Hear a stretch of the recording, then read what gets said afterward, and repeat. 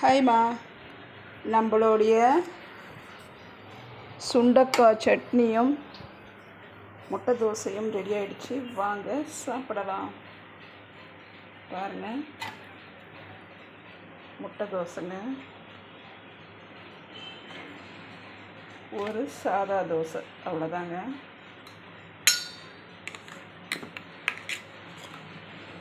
நம்ம அரைச்ச சட்னிங்க, சுண்டக்காய் சட்னி, சுவையான சட்னி.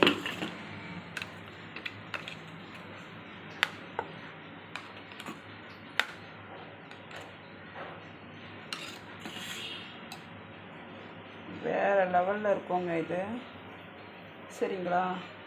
அதே மாதிரி வாங்க சாப்பிடலாம், ஓகேங்களா? அதே மாதிரி இந்தமாரி சட்னி கொடுக்கும் போதெல்லாம் நீங்கள் என்ன பண்ணுறீங்க, நல்லெண்ணெய் பேக்கெட் வாங்கி வச்சுக்கோங்க.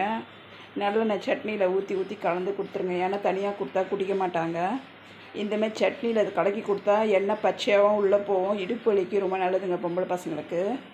நீங்கள் என்ன பண்ணுறீங்க, இந்தமாரி இந்த சட்னி அப்புறம் நம்ம கோந்திரா சட்னின்னு அரைப்போம், வெங்காயம், காஞ்ச மிளகாய், புளி, பூண்டு வச்சு அந்த சட்னி, இட்லி பொடி, இதிலெல்லாம் நீங்கள் என்ன பண்ணுறீங்க, கம்பல்சரி நல்லெண்ணெய் வாங்கி வச்சுக்கோங்க வீட்டில். அதை கலந்து கொடுத்துருங்க, சாப்பிட்ருவாங்க. எப்படியும் ஒரு நாளைக்கு 2 ஸ்பூன் எண்ணெய் போனால் கூட நல்லது தான் பசங்களுக்கு, சரிங்களா?